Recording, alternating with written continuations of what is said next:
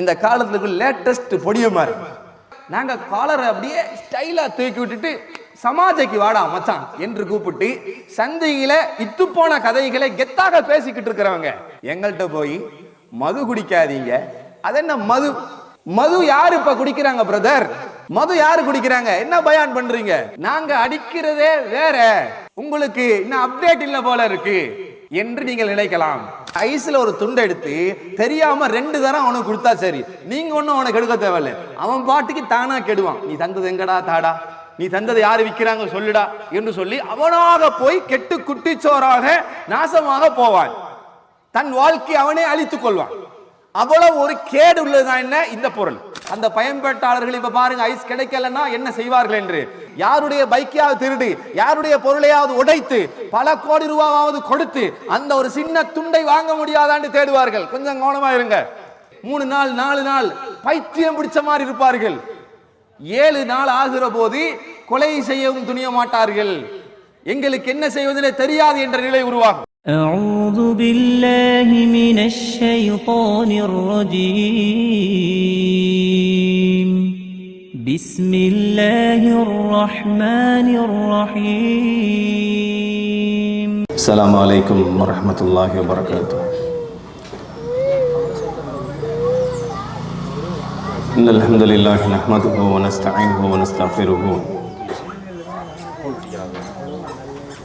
ونعوذ بالله من شرور أنفسنا ومن سيئات أعمالنا من يهده الله فلا مضل له ومن يضلل فلا هادي له وأشهد أن لا إله إلا الله وأشهد أن محمدا عبده ورسوله وما بعد يا أيها الناس اتقوا ربكم الذي خلقكم من نفس واحدة وخلق منها زوجها وبث منهما رجالا كثيرا ونساء واتقوا الله الذي تساءلون به والأرحام إن الله كان عليكم رقيبا وقال النبي صلى الله عليه وسلم إن أصدق الحديث كتاب الله فإن خير الحديث محمد صلى الله عليه وسلم فشر الأمور محدثاتها وكل محدثة بدعة وكل بدعة ضلالة وكل ضلالة في النار. எல்லா புகழும் புகழ்ச்சியும் அந்த சராசரங்களை படைத்து அடக்கி ஆண்டு கொண்டிருக்கக்கூடிய எல்லாம் வல்ல இறைவன் அல்லாஹ் ரப்புல் ஆலமீனுக்கே உண்டாகட்டும். அவனுடைய சாந்தியும் கருணையும் நமது தலைவர் முஹம்மது நபி ஸல்லல்லாஹு அலைஹி வஸல்லம் அவர்கள் மீதும் அவர்களை பின்பற்றி வாழ்ந்து கொண்டிருக்கக்கூடிய அனைத்து நல்ல மனிதர்கள் மீதும் உண்டாகட்டுமாக. போதையால் சீரழியும் இளைஞர்கள் என்ற தலைப்பு வழங்கப்பட்டுள்ளது. நபிகள் நாயகம் ஸல்லல்லாஹு அலைஹி வஸல்லம் அவர்கள் இந்த உலகத்திற்கு தூதராக அனுப்பப்படுகிற அந்த நாட்களிலே இளைஞர்கள் நபி தோழர்கள் எவ்வாறு இருந்தார்கள் என்றால், அவர்களுக்கென்று ஒரு போக்கு, அவர்களுக்கென்று ஒரு வழிமுறை, சீரான பாதை எதுவென்று தெரியாமல் தான் நினைக்கின்ற பகுதிக்கு தன்னுடைய சிந்தனைகளை செலுத்தினார்கள். பெண் வேண்டுமென்றால் பெண்,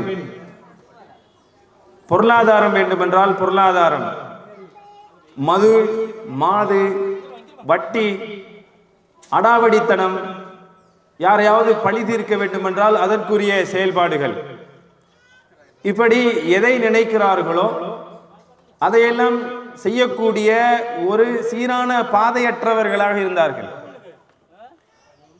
நினைக்கக்கூடிய எல்லா விஷயத்தையும் யார் எதிர்க்கிறார்கள், யார் என்ன நினைக்கிறார்கள் என்ற எந்த எண்ணமும் எந்த பயமும் இல்லாமல் நினைப்பதையெல்லாம் செய்யக்கூடிய ஒரு மனநிலையில ஒரு காலகட்டத்தில் தான் நபி அவர்கள் அனுப்பப்பட்டார்கள்.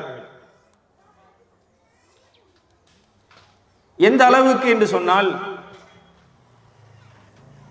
மது, மாது, இதுல நபி அவர்கள் அனுப்பப்பட்ட அந்த சமுதாயம், ஒரு பெண்மணி வயதுக்கு வந்துவிட்டால் அந்த பெண்மணி வயதுக்கு வந்ததற்கு அடையாளம், அந்த வீட்டில் ஒரு கொடியை தொங்க விடுவார்கள், ஒரு அடையாள கொடி. இந்த இடத்துல ஒரு அரசாங்கத்தினுடைய நிகழ்ச்சி நடக்கிறது என்றால் அந்த அரசாங்கத்தினுடைய கொடி ஒன்று தொங்கும், இலங்கை தேசிய கொடி தொங்கும். இவ்வாறு ஏதாவது ஒரு அடையாளத்தை ஏற்பாடு செய்வார்கள். இதே போல இந்த வீட்டில் இந்த பெண், இந்த அரபிய பெண் பருவ வயதை அடைந்து விட்டால், அவ வயதுக்கு வந்து விட்டால், அதுக்கு அடையாளம் செய்வதற்கு வீட்டுக்கு மேல ஒரு கொடியை தொங்க விடுவார்கள்.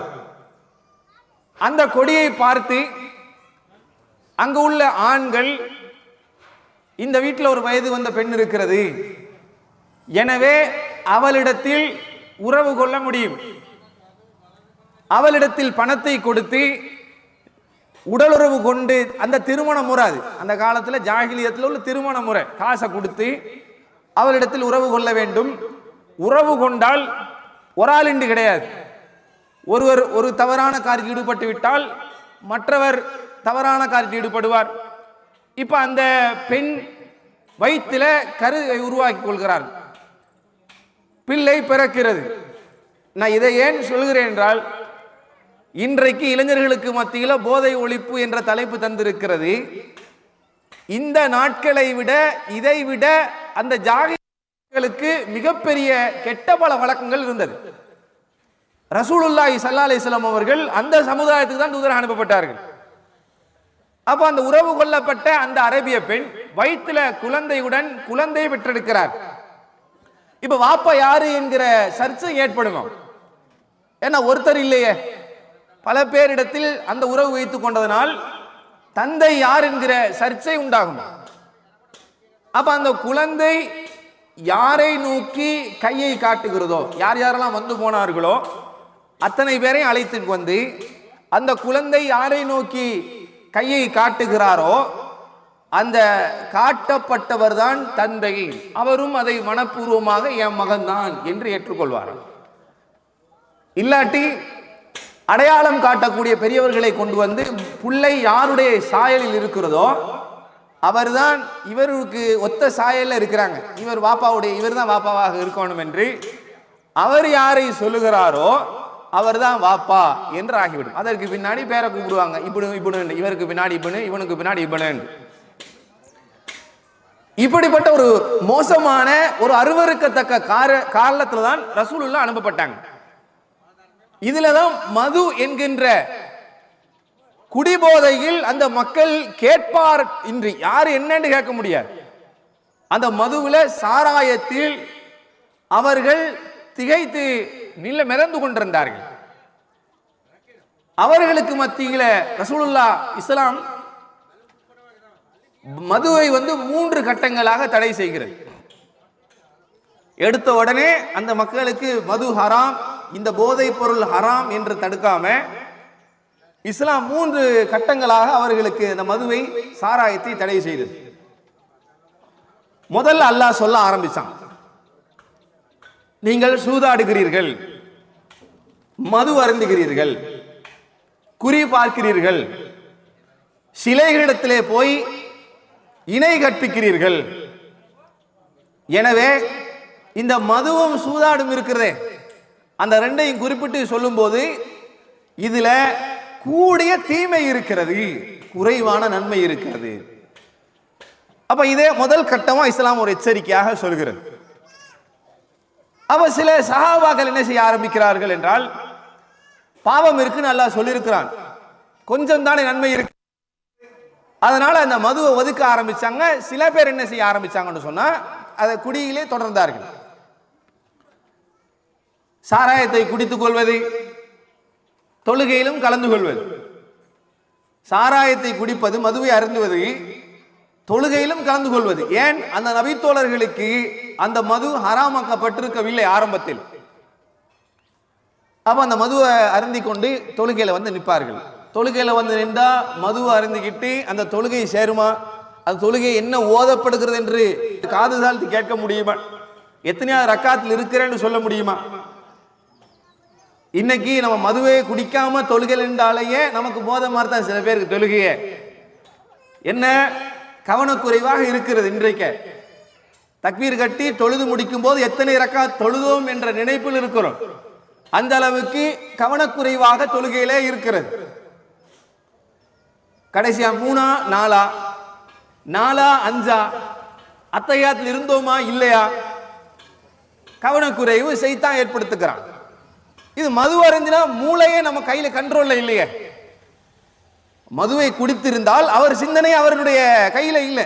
அப்ப அவர் அல்லாஹுவை ஒருமைப்படுத்தி வணங்குகிற போது அதுல எந்த ஒரு தாற்பயமும் ஏற்படாது. அப்ப சஹாபாக்கள் மதுவை அருந்தி கொண்டு தொழுகையிலே வந்து நின்றார்கள் அனுமதிக்கப்பட்டிருக்கிற காலத்தில். அப்ப தக்பீர் கட்டினா எப்படி இருக்கும்? இப்பவே தக்பீர் கட்டினா மது இல்லாம அங்கிட்ட ஆடுவதும் இங்கிட்ட ஆடுவதும் சொரிகிறதும், தக்பீர் கட்டுறதுக்கு முன்னாடி எந்த சொரிச்சலும் இருக்காது. தக்பீர் கட்டியதற்கு பின்னாடி எல்லா சொரிச்சலும் வரும். ஏன்னா சைத்தான் நம்மளை தொழுகையை நாசமாக்க வேண்டும் என்பதற்காக வேண்டி வந்து விடுவான். அங்க எப்படி பள்ளிவாசல், எப்படி பள்ளிவாசல் என்ன சீட் போட்டிருக்கிறாங்களா, ஓடு போட்டிருக்கிறாங்களா, எல்லாத்தையும் குழப்பம். தக்பீர் கட்டது கூட யோசனை வரும். அவனுக்கு கடன் கொடுக்கணும், அதெல்லாம் கொடுத்தாச்சா, அவன் 200 ரூபா காசு தரணுமே, அந்த காசை வாங்கிட்டோமா, எல்லா சிந்தனை.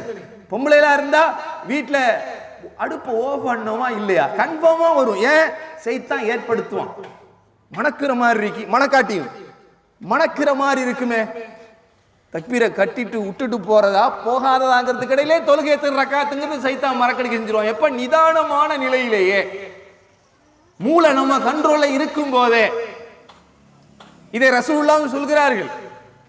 கடைசியாக சைத்தான் எந்த அளவுக்கு கொண்டு வந்து வைப்பான்னா, நீங்க எத்தனை ரக்காத் தொழுதீர்கள் என்பதையே குழப்பி விட்டுருவான். அப்படி உங்களுக்கு சந்தேகம் வந்தால் நீங்கள் குறைவாக தொழுதாக நினைத்து இன்னொரு ரக்காத் தொழ வேண்டிய இன்னொரு ரக்காத்தை தொழுது 2 சஜிதாக்கள் செய்து சலாத்தை கொடுங்கள் என்று சொன்னார்கள். இப்ப சஹாபாக்கள் மதுவை மருந்தி கொண்டு எப்படி இருந்திருப்பார்கள்? தக்பீர் கட்டி நிதானமாக இருந்திருப்பார்களா? ஆடி இருப்பார்கள், அசைந்து இருப்பார்கள். இமாம் ரசூலுல்லாஹ் என்ன ஓதுகிறார்கள் என்பதை செவிமடுத்திருக்க மாட்டார்கள். அப்ப அல்லாஹ் தஆலா சட்டத்தை அருளுகிறான். என்ன சட்டத்தை அருளுகிறான்? லா தக்ரபு ஸலா, தொழுகைக்கு நெருங்க வேண்டாம். வ அன்தும் சுகாரா, நீங்கள் மது அருந்திருக்கும் நிலையில் தொழுகைக்கு போகாதீங்க. இப்ப என்ன ஆகும்னா, ஒரு மது குடிச்சா ஏறக்குறைய 6-7 மணித்தியாலும் அந்த போதையில இருக்கும். இப்ப தக்பீர் கட்டி தொழுவதற்கு ஒரு நாளுக்கு 5 வக்து தொழுகை. அப்ப சஹாபாக்கள் என்ன செய்ய ஆரம்பிச்சாங்கண்டா, மது குடிச்சா தொழ முடியாது என்பதனால் மதுவை பல பேர் என்ன செய்தார்கள்? வேணாம், இந்த மது இருந்தால் தொழுகையில் கலந்து கொள்ள முடியாது என்ற நிலைக்கு அவர்கள் தள்ளப்பட்டார்கள். அப்ப சில பேர் தொழுகை மதுவை விட்டார்கள், தொழுகையை தொடர்ந்தார்கள்.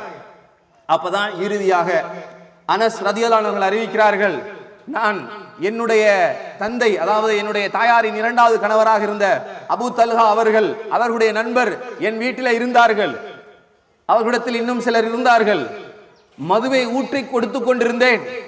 இஸ்லாத்தில் இப்படி கட்டங்களாக மது தடை செய்யப்பட்டு கொண்டிருந்தது. எங்கள் வீடுகளிலே பீப்பாய்களாக மதுபானங்கள் அடைத்து வைத்து ஸ்டாக்ல வைத்திருந்தோம். எடுத்தா மது தட்டுப்பாடு வருகிற காலத்தில் எடுத்து குடிக்கிற அளவில் நாங்கள் வைத்திருந்தோம். நான் மதுவை ஊற்றி கொடுத்து கொண்டிருந்தேன். மதுவை ஊற்றி அந்த ட்ரேல டீ எடுத்துருவோம்ல, இன்னைக்கு டீயை கூட கொடுப்போம்ல, இதே மாதிரி அனஸ் ரலியல்லாஹு சொல்கிறார்கள், நான் மதுவை ஊற்றி என்னுடைய வீட்டுக்கு வந்த அந்த விருந்தாளிகளுக்கு கொடுப்பதற்காக நான் போனேன். காரணம் என்ன? இஸ்லாத்துல முழுமையாக ஹராம் கிடையாது. அப்ப நான் கொடுத்து கொண்டிருக்கிற போது ஒரு மனிதர் ஓடி வந்து சொன்னார், உங்களுக்கு விஷயமே தெரியாதா என்று கேட்டார். என்ன?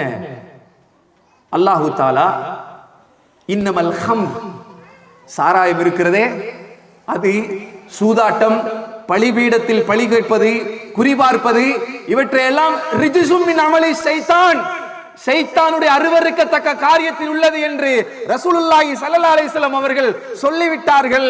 அதனால் இன்றிலிருந்து மது என்பது இஸ்லாத்தில் ஹராமாக்கப்பட்டு விட்டது என்று சொன்ன உடனே எடுத்ததை குடிச்சிட்டு வைப்போமே என்று யோசிக்கவில்லை.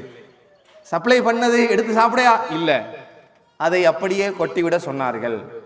நாங்கள் கொட்டிவிட்டோம். யாரும் எதையும் பார்க்காமல் மதுபானத்தை கொட்டினோம். எந்த அளவுக்கு என்றால், அன்றைக்கு மதீனாவிலேயே வெளியில் வந்து பார்த்தபோது மதீனா ஒரு மது ஆறாக ஓடியது.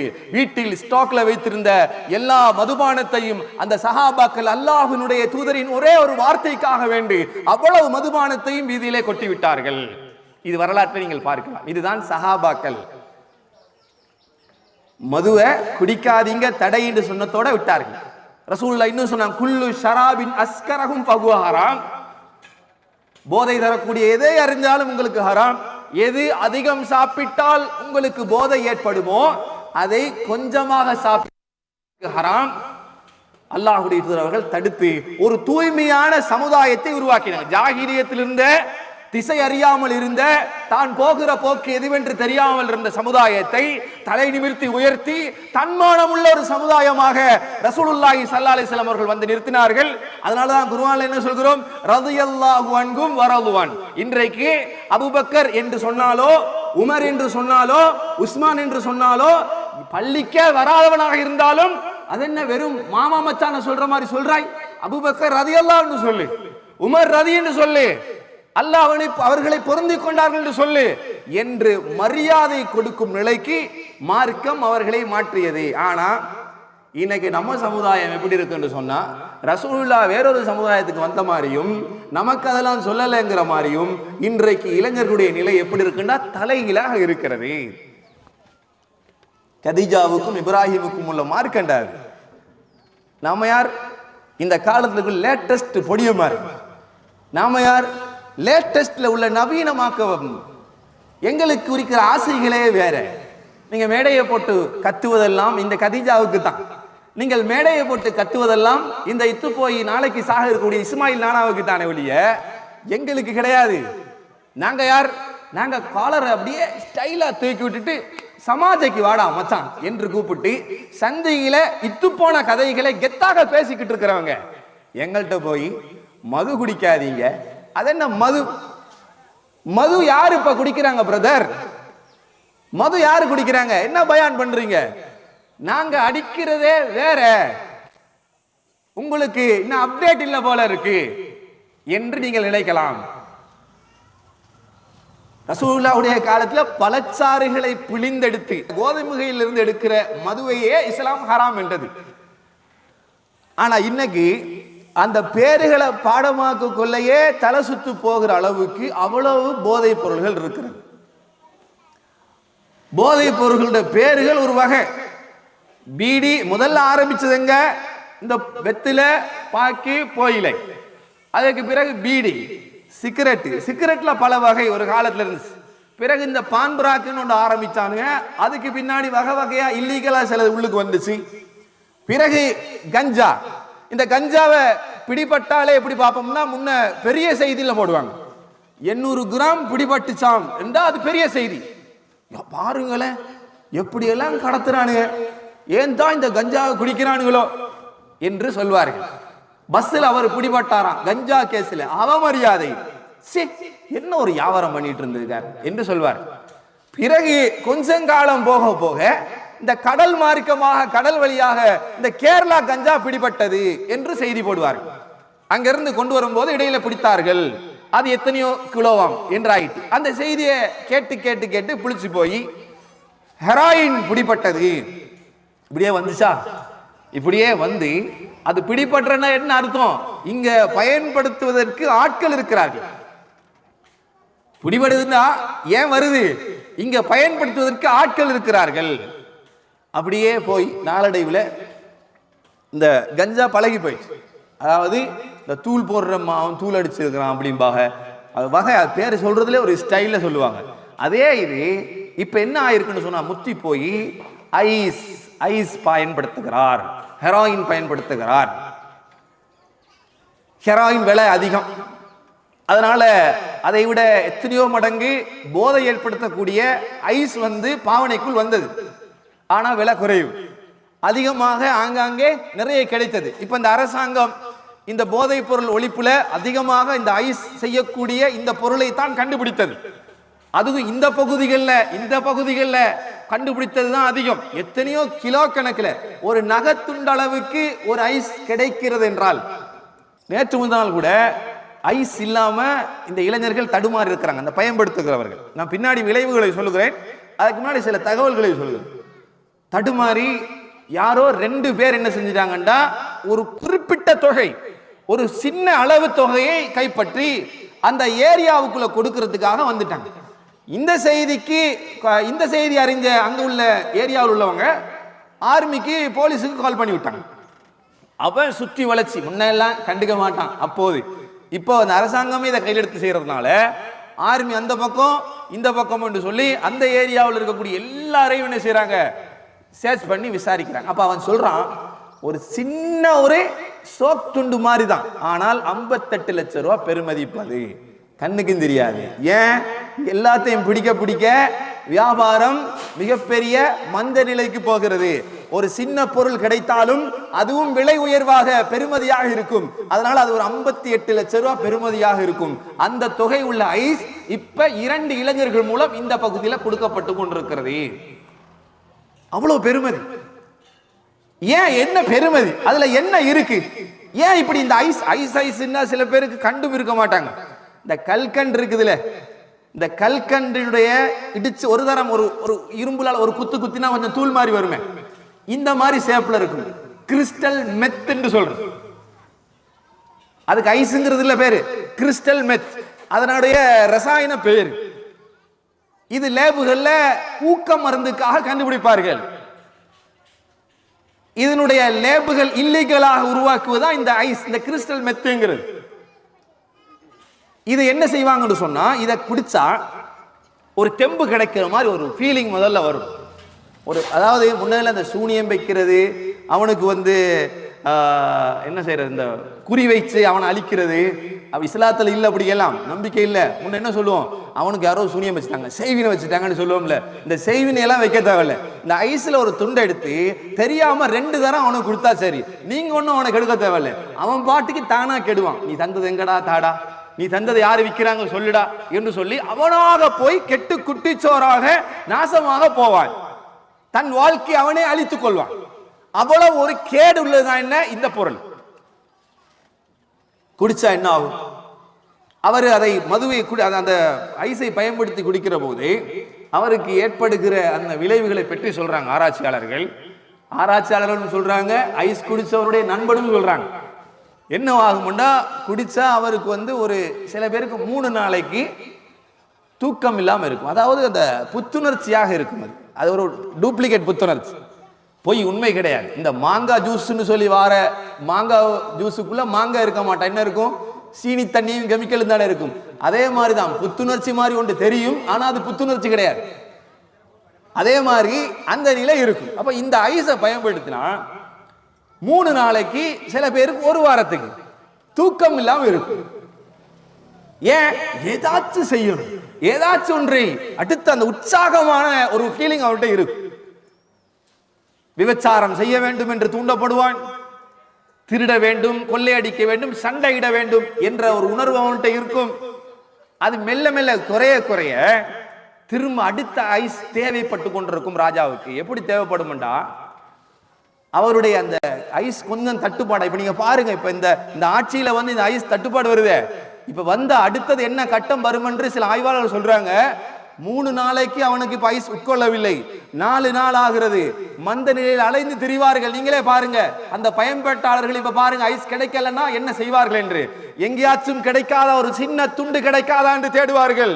யாருடைய தாலியாவது அறுத்து, யாருடைய பைக்கையாவது திருடி, யாருடைய பொருளையாவது உடைத்து, பல கோடி ரூபாவது கொடுத்து அந்த ஒரு சின்ன துண்டை வாங்க முடியாதான்னு தேடுவார்கள். கொஞ்சம் கவனமா இருங்க.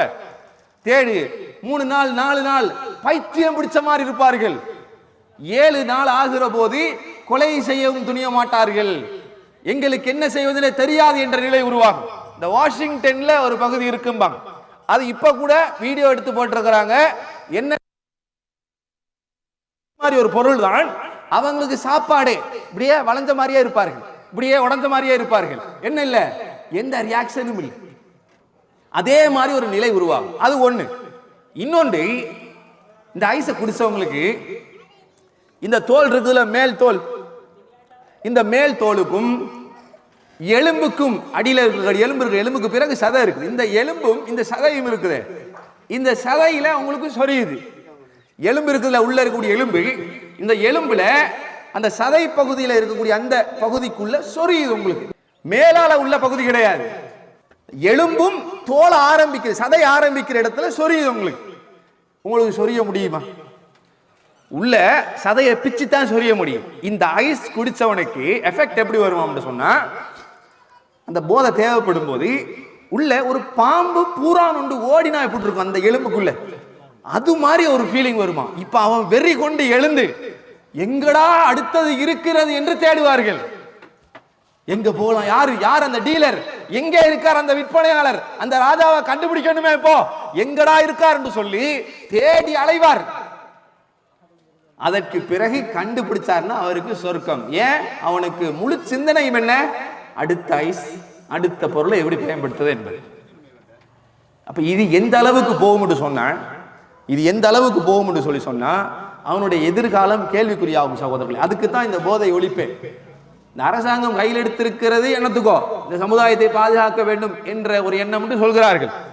ஆனால் இந்த சமுதாயத்தை அரசாங்கம் பாதுகாக்குதோ இல்லையோ சகோதரர்களே, அல்லாஹ்வின் தூதர் அவர்கள் அன்றே 1400 ஆண்டுகளுக்கு முன்னாடி இதுல போய் உங்க புத்தி அடகு வைக்காதீர்கள் என்று சொன்னார்கள். விபச்சாரம் செய்பவன் கூட புத்தியுடன் தான் இருப்பான். அவனுக்கு சொல்லப்பட்ட அவன் விலகி கொள்ளலாம், பாவம், பெரிய பாவம், குற்றம் என்று. திருடுறவன் கூட புத்தியுடன் தான் இருப்பான். திருடாதே பெரும் பாவம் என்று சொன்னா விலகிக் கொள்வான்.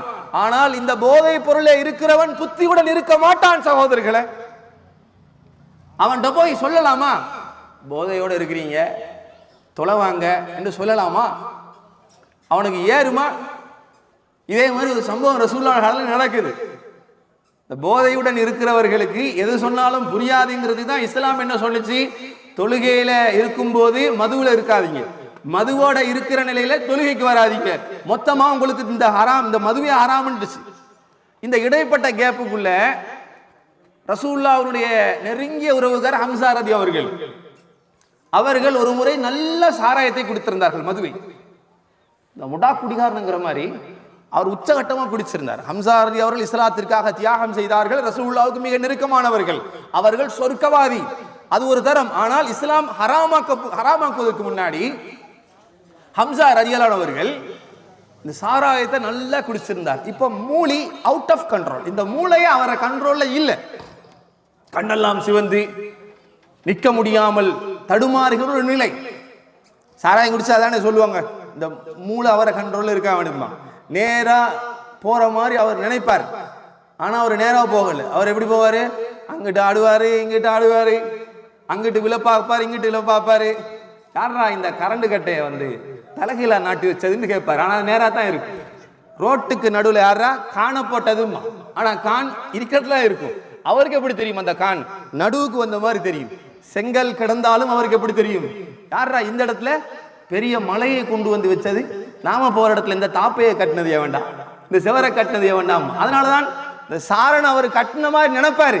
ஆனா சாரன் என்ன செஞ்சிருக்க மாட்டாரு, அவர் கட்டி இருக்க மாட்டாரு. அதெல்லாம் ஆடி ஆடி போவாரு. அதுல வேற நடக்கவே செய்வன்ல இந்த குடியாரர்களுக்கு. நீங்க பாத்தீங்கன்னா சில டைம்ல சைக்கிள் வருவான், பாத்திருக்கீங்களா?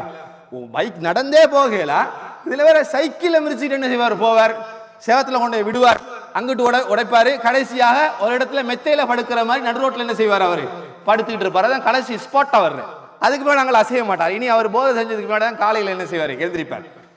இப்படி சமநிலை குலைக்கும். என்ன பேசுகிறோம் எதுவென்று தெரியாது போதையில இருந்தா. இஸ்லாம் அதனாலேயே அது தடைங்கிறது. ஹம்சா ரதி அவர்கள் என்ன செய்யறாங்க, நன்றாக குடிச்சிருந்தாங்க. ஆனா அந்த டைம்ல அலி ரதியல்லாஹு அவர்கள் 2 ஒட்டகங்கள் வைத்திருந்தார்கள். 2 ஒட்டகம். ஒரு ஒட்டகம் கனிமத்து பொருளாக ரசூலுல்லாஹ் கொடுத்தது, இன்னொன்று அவர்கள்ட்ட இருந்தது ஏற்கனவே. அப்போ வீட்டுக்குள்ள போய் ஒரு பொற்கொள்ளனுடன் அலி ரதி அவர்கள் 2 பேரும் ஒட்டகத்துல ஒரு பகுதிக்கு போய் அங்க உள்ள சில புட்களை பறித்து அதை வித்து ஃபாத்திமா நாயகி திருமணம் முடித்திருந்ததுக்காக மனவிருந்து கொடுப்பதற்காக வேண்டி ஏற்பாடு செய்யறாங்க, இந்த ஒட்டகத்தை எல்லாம் வச்சு. அப்போ ஒட்டகம் வெளியில இருக்கிறது என்ற நம்பிக்கையில அலி ரலியல்லாஹு என்ன செய்கிறாங்கன்னா வீட்டுக்குள்ளே போய் அரேஞ்ச் பண்ணுறாங்க, போகிறதுக்கு தயாராக இருக்கிறாங்க. இப்போ நம்ம பற்றி வாகனம் வந்துருச்சு, எல்லாம் ரெடி ஆகுங்க, ஒரு ட்ரிப் போகிறோம் என்று சொல்லி வீட்டில் வெளியில் வாகனம் நிற்குது. அதே மாதிரி அலி ரலியல்லாஹு அவர்கள் உள்ளே போய் எல்லாம் அரேஞ்ச் பண்ணுறாங்க. அரேஞ்ச் பண்ணிட்டு இருக்கிற போது அங்கே சாராயம் குடிக்கிறதுக்குன்ட்டு ஒரு கிளப் மாதிரி ஒன்று இருந்துச்சு. எல்லாம் ஒன்று கூடி கூத்தாடிச்சு ஒரு இடத்துல இருக்கிற மாதிரி. அடிமை பாடகி பெண்ணும் இருந்தால். ஹம்சா அலி அவர்கள் என்ன செஞ்சாங்கன்னா நல்லா சாராயம் குடித்திருந்தார்கள். இந்த பொம்பளை சும்மா இருக்காம என்ன செய்யறான்டா, பாட்டுல ஒட்டகத்தையும் கண்டுட்டா. ஹம்சாவே உன் வீரம் என்ன, இந்த ஒட்டகத்தை நீ ஆட்சி செய்வதற்கு தகுதியானவன் என்ற மாதிரி வார்த்தையை பயன்படுத்தி, ஹம்சாவே என்ன வெத்து இல்லையா, உங்களுக்கு தெம்பு இல்லையாங்கிற மாதிரி உசுப்பேத்தி விட்டான். உசுப்பேத்துற கேஸ்ல நிறைய இருக்குதுல்ல, சும்மா இருக்கு பாரு, அங்க பாரு அங்க பாரு அந்த பொடியனை, இப்போ அந்த தாப்பைக்கு மேல ஏறி கீழே பாய போறான் பாரு, இந்தா என்ன செய்வான் இந்த உசுப்பேத்துற பொடிய, இந்த உஜார் மடையனுங்கிறது அந்த கேஸ் சொல்றேன். இப்போது அவர் இப்படி செய்ய போறார், என்ன உங்களுக்கு ஏலாதான் நீங்க செய்யுங்க அப்பா அப்படின்னா அவன் என்ன ஆயிரும். அது இந்த உஜார் மடையனுங்கிற எங்க ஊர் சைட்ல எங்களை உசுப்பேத்துறங்கிறது என்ன சொல்றது தெரியா, சூனுக்கு செய்யறது. அதே மாதிரி கேஸ்ல அந்த அக்கரைப்பத்து பகுதியில் ஒரு பொடியை என்ன செஞ்சான், பெயிண்ட் அடிச்சுக்கிட்டு இருக்கிற பொடியை. இப்போது அவர் கரண்ட் கம்பியை பிடிக்க போறாருன்னா, பெரிய கரண்ட், அந்த 11,000 வோல்டேஜ் போற பெரிய கரண்ட். இவன் வேற உசுப்பேத்தனத்தோட போய் என்ன செஞ்சான், கரண்ட் கம்பியை பிடிக்கிறான். பிடிச்ச அந்த இடத்துல அந்த மவுத்தான செய்தியெல்லாம் இருக்கிறது. நிறைய பேருக்கு இந்த கூட்டாளிமாரோட போனா பிள்ளைகள் வளர்க்கும் போது அதிக கவனம் என்ன, எதை சொன்னாலும் செய்யாத, யோசிச்சு நடந்துக்க, கவனமா இருன்னு சொல்லணும். இந்த பீச்சுக்கு போனாலும் என்ன செய்யறது, நடுக்கடலுக்கு போயிட்டு வாடா பார்க்கலாம் அப்படி. இவனுக்கு நீயும் தெரியாது, இந்த உஷாருக்கா என்ன செய்யறது, கஷ்டப்பட்டு நீஞ்சி போய் வரையலாம மவுத்தா இருக்கு. இதுல கவனமா இருக்கணும், பிள்ளைகள்கிட்ட சொல்லும் போது கவனமாக இருக்க வேண்டும். அதனால இதே மாதிரி ஹம்சா ரலி அவர்களுக்கு என்ன செய்யறாங்கன்னா, மூளை கண்ட்ரோல்ல இல்லை, அது ஆடும். மூளைங்கிற ஒரு சமான் ஆடும். ஊசிக்குள்ள மூளை கோர்க்கிற போது ஒரு சின்ன ஓட்டம் தானே இருக்கு. இந்த வயசு போனா அந்த மூளை ஆட ஆரம்பிக்கும் என்று சொல்வார்கள். அப்ப அந்த ஓட்டை எங்கேயோ இருக்கும், நூலை ஏதோ சரியா போடுற மாதிரி தான் அந்த வயசு போன பெண்கள்கிட்ட இருக்கும். அது அப்படியே போட்ட மாதிரி போட்டிங்கிட்டு எடுப்பாக. ஆனா ஊசி எங்கேயோ இருக்கும், நூல் எங்க இருக்கும், வேற எங்கேயோ இருக்கும். இங்க வாடா தம்பி, இதை கொஞ்சம் சரியா போட்டுக்குறாம்பாங்க. ஏன், சின்ன பையனுக்கு அந்த மாதிரி கோளாறு இருக்காது. இந்த சாராயத்தை குடிச்சா அந்த கோளாறு தான் வரும். ஆடும், எல்லாம் ஆடும், உலகமே ஆடும். அவர் மட்டும் ஆடாம மாதிரி தான் தெரிவார். ஆனா உண்மையிலே அவர் தான் ஆடுவார், உலகம் ஆடாம தான் இருக்கு. அப்ப இந்த உசுப்பேத்து ஒட்டகத்தை அறுத்து காட்டு ஹம்சாவே என்று சொன்ன உடனே இவர் ஒட்டகத்துக்கு மேல ஏறி பாஞ்சி ஒட்டகத்தை கிழித்து, ஒட்டகத்தின் திமில்கள் ஈர குலைகள் எல்லாம் வெளியில எடுத்து ஒட்டகத்தை அறுத்து துவம்சம் செய்து விட்டார். 2 ஒட்டகமும் தூள், 2 ஒட்டகம் நாசமாக இறந்து கிடக்கிறது. இப்ப அலியதை என்ன நினைச்சிட்டு போறாங்க, உள்ளுக்கும் வெளியில வந்தா ஒட்டகம் இருக்கிறது, போய் வியாபாரம் பண்ணிட்டு சம்பாதிச்சுட்டு வரலாம். உள்ள போனவர் வெளியில பார்க்கிறாரு, ஒட்டகம் 2ம் இறந்து கிடக்கிறது. அலி ரதின்னு சொன்னா வரலாறுல தெரிஞ்சிருக்கும் உங்களுக்கு, மிகப்பெரிய வீரர், எதற்குமே பயப்பட மாட்டார், எதற்குமே அஞ்ச மாட்டார். ஆனால் ஒட்டகத்தை வெட்டி கிடக்கதை பார்த்த இளைஞர் அலி ரதி அவர்கள் கடுமையாக கொண்டது யாருண்டா, இந்த அலி ரதி அவர்களை விட வீரர் ஹம்சா அலி. ஒன்றுமே செய்ய முடியவில்லை, ஆத்திரம் கண்ணுக்குள் இருந்தது. நான் அழுது விட்டேன் என்று சொல்கிறார் அலி அவர்கள். என்ன எதிர்பார்த்ததானே, நல்ல ட்ரிப் ஒன்று போக போறோம், இங்க பார்த்தா வாகனத்தை காணல, இல்லாட்டி பெச் போய் இருக்கிறது, பஞ்சர் ஆயிடுச்சு, எப்படி இருக்கும், சொன்னங்குது தாமதமாக அது சொல்லுவோமே. அதே போல இந்த ஒட்டகம் இப்படி ஆனத உடனே ரசூலுல்லாஹ்ட்ட தான் போறாங்க. யார்கிட்ட கம்ப்ளைண்ட் பண்ணலாம், இவரை விட பெரியவர் யார், ரசூலுல்லாஹ். ரசூலுல்லாஹ்ட்ட பதட்டத்துடன் போகிறார்கள். பதட்டத்துடன் போன உடனேயே ரசூலுல்லாஹ் கண்டுபிடிச்சிட்டாங்க, ஏதோ ஒரு கேஸ் போலதான் தெரியுது. வந்த வரத்தை பார்த்தா என்ன, ஹம்சா என்னுடைய ஒட்டகத்தை அறுத்து கொலை செய்து விட்டார், வாங்க போலாம். ரசூலுல்லாஹ் என்னுடைய சட்டையை கொண்டு வாங்க. ரசூலுல்லாஹ் தன்னுடைய ஆடையை அணிந்து கொண்டு மாறாங்க. பார்த்தா ஹம்சா எங்க அதோ இருக்கிறார், அதாவது குடித்து கும்மாளம் எடுக்கிற இடம் சொல்ற அந்த இடத்துல இருக்கிறார். ரசூலுல்லாஹ் கண்டிக்கிறாங்க. ஹம்சா அலி வெளியில வர்றாங்க. வெளியில வந்தா அதாவது இந்த குடிகாரருக்கு எதுவுமே விளங்காதுங்கிறதுக்காக சொல்றேன், ரசூலுல்லாஹ் ஹால்ல இருந்துச்சு. அவ பார்த்துட்டு ஹம்சா அலி வெளியில அப்படியே கீழே இருந்து அப்படியே மேலுக்கு பார்க்க ஆரம்பிக்கிறாங்க.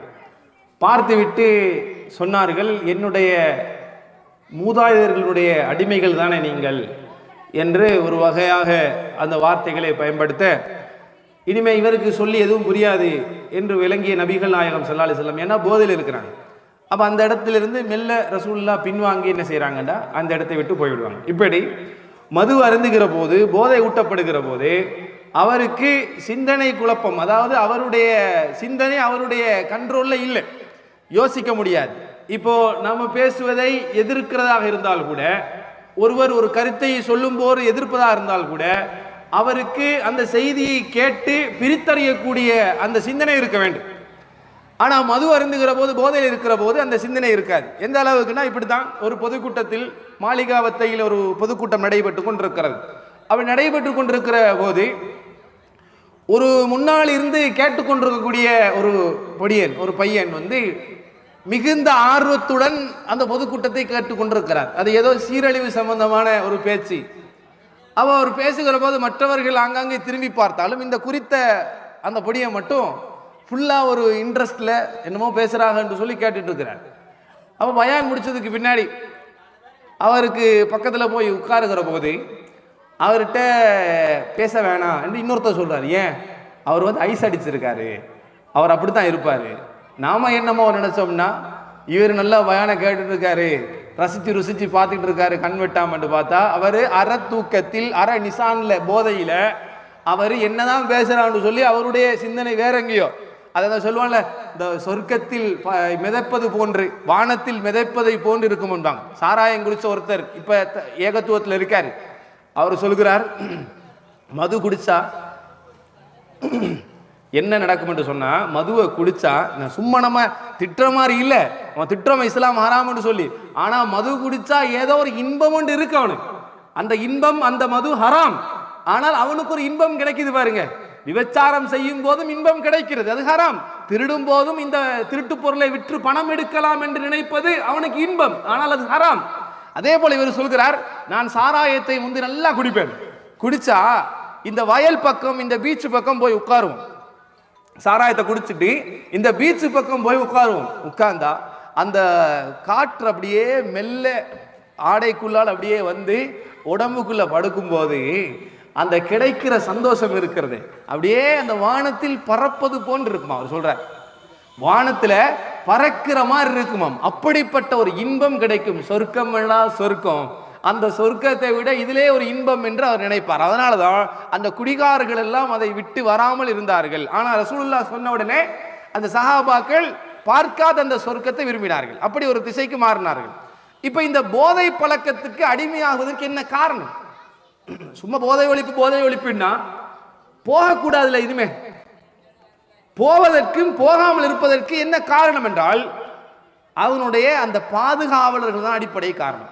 போதைப் பொருளுக்கு இந்த இளைஞர்கள் இன்று தள்ளப்பட்டிருக்கிறார்களே, என்ன காரணம் என்றால் பாதுகாவலர், பொறுப்புதாரி, பெற்றோர்கள், உறவினர்கள், ஆசிரியர்கள், இவர்கள் தான் காரணம். எங்க இருந்து ஆரம்பிக்குதுன்னு சொன்னா, இந்த போதைப் பொருள் எப்போது முதல்ல வருது? முன்னவெல்லாம் பிள்ளைகள் என்ன செய்வார்கள்? 6 மணிக்கு மேல பிள்ளைகளை வீட்டுக்கு வர சொல்லுவாங்க பெற்றோர்கள். இப்ப என்ன நிலவரம்னா, காலையில 6 மணிக்கு தான் வரான், அதுக்கு பின்னாடி தான் அவர் படுக்கிறார். விடிய விடிய காலையில படுத்துடுறார்.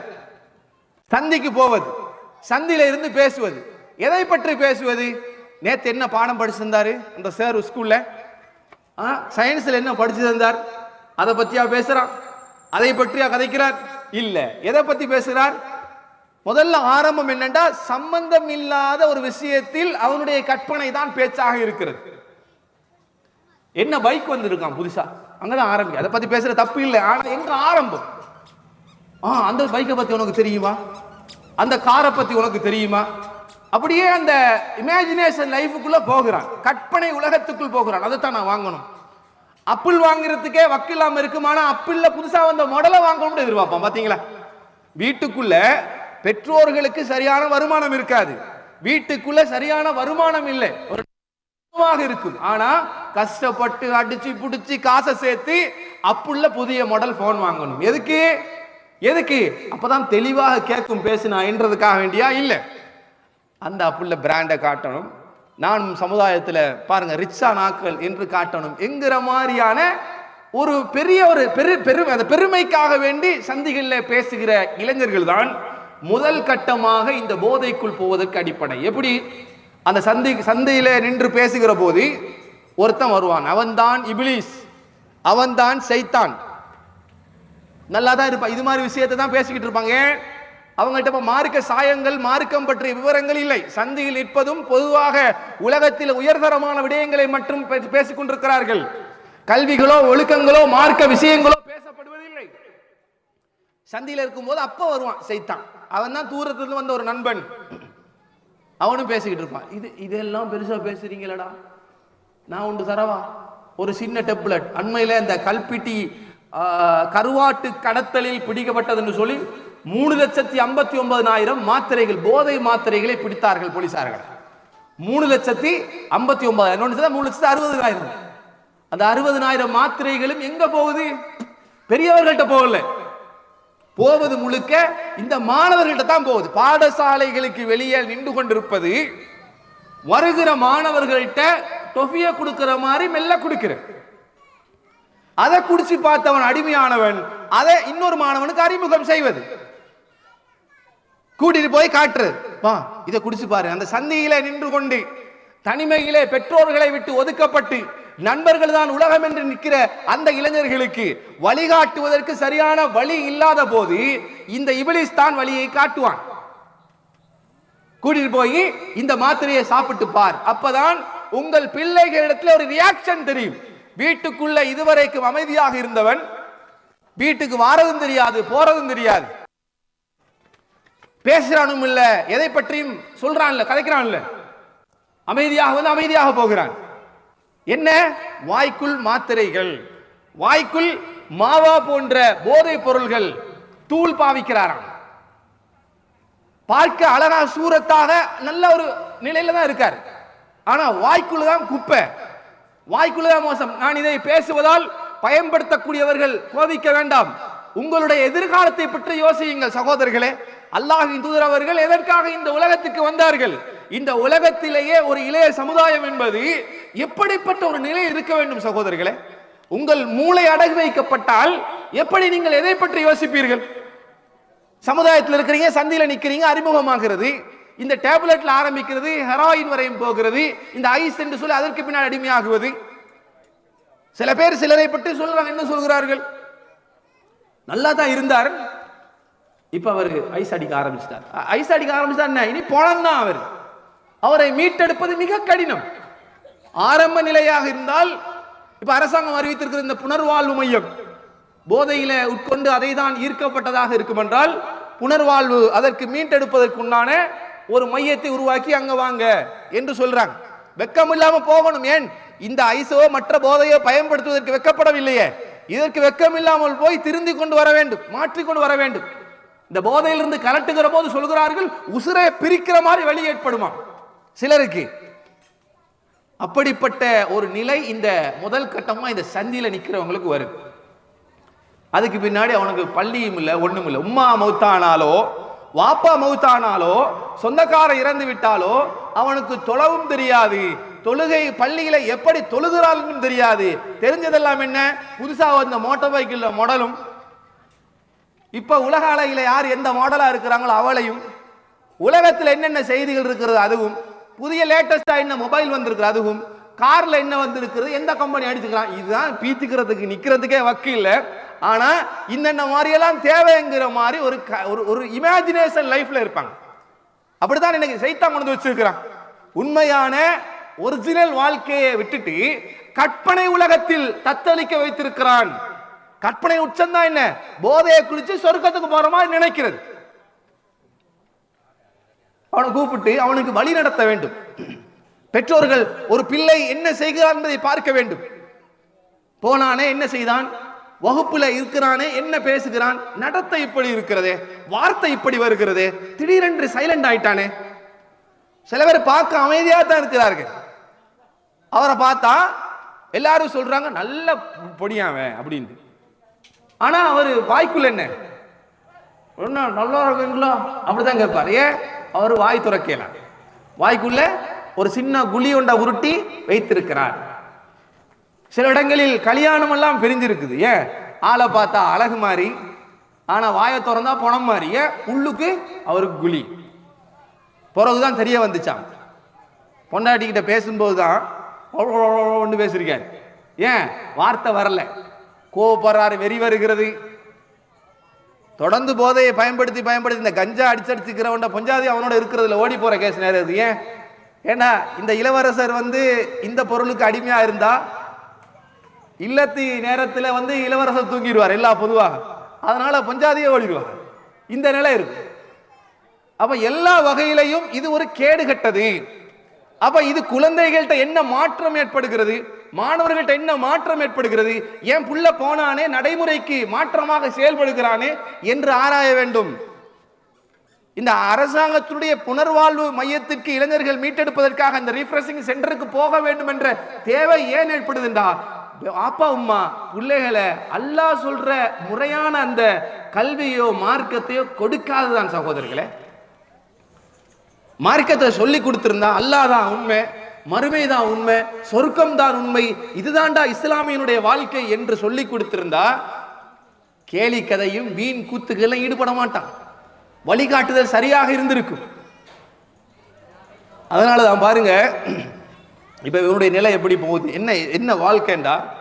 இப்ப முன்னவெல்லாம் இந்த சினிமா படங்கள்ல நடிகர்கள் எல்லாம் எப்படி அறிமுகப்படுத்துவாங்கன்னு சொன்னா, என்ன இவர் படமெல்லாம் பார்த்துருக்காரான்னு நீங்க கேட்காதீங்க, என்ன நான் சந்திர மண்டலத்துக்கு தானே வந்திருக்கிறேன், இந்த தகவல் எல்லாம் தெரியாம இருக்கிறதுக்கு. உலகத்துல வாழ்கிறோம், தகவல்கள் தெரியும், இப்படிதான் இருக்கும் என்று நமக்கு தெரியும். முன்ன எல்லாம் படம் பார்க்கத்தான் செஞ்சிருப்போம் எல்லாரும். அந்த படங்கள்ல எல்லாம் நடிகர்கள் எப்படி அறிமுகப்படுத்துவார்கள், கண்ணியமானவன அறிமுகப்படுத்துவான். அவர் தான் நல்லவர், அவர்தான் சிறந்தவர், பொம்பளை ஏறெடுத்தும் பார்க்க மாட்டார். அப்படியே ஏதாவது ஒரு தவறான காட்சிகள் வந்தாலும் தவறான முறைக்கு அந்த படத்தை காட்டாம அதை எப்படி காட்டுவான், வேறொரு வடிவத்தில் மறைத்து காட்டுவாங்க. மக்களுக்கு ஒழுக்கங்கட்ட காரியம் போய் சேரக்கூடாது என்று காட்டுவார்கள். அப்ப கதாநாயகனே நாட்டினுடைய தலைவனாக மாறினார்கள். எதை வச்சு? இந்த பொய்யான படத்தை ஒட்டிய நடிகர் நல்லவ மாதிரியே காட்டி சிறந்தவனாக இருந்தார்கள். இன்னைக்கு எப்படி இருக்கு தெரியுமா? போலீஸ்காரன் தான் கல்ல, உண்மையான கல்ல நடிகன் இருக்கானே அவன் தான் நல்லவன். நீங்க பாத்தீங்கன்னா தெரிஞ்சிருக்கு. கொள்ளை அடிக்கிறதும் பேங்குக்குள்ள போய் சூறையாடுறதும் கஞ்சா பாம்பராக்கி இவைகளுக்கு தலைவனாக இருக்கிறவன் தான் ஹீரோ. இதை பார்த்துட்டு இந்த இமேஜினேஷன் லைஃப்ல இருக்கிற இளைஞன் என்ன செய்யறான்னு சொன்னா, நானும் அவனுமா தான் வரப்போறேன் அப்படிங்கிற. கழுத்துல சங்கிலி, கையில சங்கிலி. எதுக்கு? நாங்க அப்படித்தான்ல இருப்போம், எங்களை யாரும் எதுவுமே என்ன கேட்க முடியாது. ஆனா ஒழுங்கான ஒரு எதிரில் ஒரு நல்ல பலமானவன் வந்தா அவனோட வாய் அடங்கும். ஏன்? அது வெறும் போலி சண்டித்தனம், உண்மையான சண்டித்தனம் கிடையாது. அதுக்காகத்தான் போறான் என்ன ஜிம்முக்கு போறது, உடம்ப ஏத்தணும். எதுக்கு? எதுக்கு? அதாவது தன்னுடைய வாழ்க்கை சுகாதாரத்துக்காக வேண்டிய அல்ல, 4 பேர் நம்மளை பார்க்கணும், நம்மளையும் நடிகர் என்று சொல்ல வேண்டும், ஹீரோவாக பார்க்க வேண்டும் என்கிற ஒரு தப்பான நோக்கம் பயணித்துக் கொண்டிருக்கிறது. அப்ப இவனுக்கு மார்க்கம் எங்க? மார்க்கத்தில் எப்படி இருக்க வேண்டும்? இருக்கலாம், ஜிம்முக்கு போகலாம், ஸ்டைலாவும் இஸ்லாத்துல இருக்கலாம், ஹராமெல்லாம் இல்ல. ஆனால் அதையெல்லாம் முறைப்படியான ஒரு போக்கில் இருக்க வேண்டும் சகோதரர்களே. நாளைக்கு உன்னுடைய எதிர்காலம் என்ன வேண்டும் தெரியாம இருக்கு. ஒரு பொம்பளை பின்னாடி தெரியுதான், ஒரு பெண்ணுக்கு பின்னாடி இவன் தெரிகிறான், இளைஞன். என் ஆளு, அவ என் ஆள், அவ பாரு என்னத்தான் பார்க்கிறான், அவனுடைய சிந்தனைகள் பாருங்க, என்னத்தான் பார்க்கிறா, அவ என்னத்தான் லவ் பண்றா. நான் என் மனசை முழுக்க அவள்கிட்ட பறி கொடுத்துட்டேன், அவளை மாதிரி ஒத்தியை நான் என் வாழ்க்கையில பார்க்கவே இல்லைன்றான். இஸ்லாத்துல இருந்துகிட்டு இளைஞர்கள் அன்றைக்கு செய்த காரியம் என்ன, இன்றைக்கு இந்த இளைஞர்கள் செய்கிற காரியம் என்ன சகோதரர்களே? காரணம் என்ன? வழி நடத்தப்படல் இல்லை, முறையான இல்லை. நீங்க எவ்வளவு அழகு தெரியுமான்னு ஆரம்பிக்கிறோமா, அதுக்கு பதிலுக்கு அவளுகளும் பதிலுக்கு அப்படியெல்லாம் இல்லை, இது ஹராம், இப்படியெல்லாம் பேசக்கூடாது, நாங்கெல்லாம் தூய்மையான குடும்பத்தில் பிறந்தவர்கள், நாங்கள் மரியம் அலைஹிஸ்ஸலாத்தின் வரலாற்றை பார்த்து உருவானவர்கள் என்று அவர்கள் இருக்கிறார்களான்னு கேட்டா, அவர்களும் உங்களை மாதிரி ஒருத்தரை நானும் பார்த்ததில்லை வாழ்க்கையில, ஷாருக் கான் மாதிரி இருக்கிறீங்க, விஜய் மார்வேஷத்துல வந்த மாதிரி இருக்கிறீங்க என்று இது 2 மீட்டை தூக்கி போட்டு கடைசியாக ஒண்ணு அவளாம் அவ அவராலாம் இவ, சமுதாயம் சீர்கட்டு குட்டி குட்டிச்சோரா போகுதுதான். பாத்தீங்கன்னா ஈஸ்டர்ல ஒரு சம்பவம் நடந்துச்சு. பாடம் பார்க்க போன ஆம்பளையும் பொம்பளையும் சேர்த்து பிள்ளையோண்ட உருவாக்கி பெத்தெடுத்துட்டு வந்திருக்காரு. பார்க்க போனது பாடம், ஆனா நடந்தது வேற என்னவோ.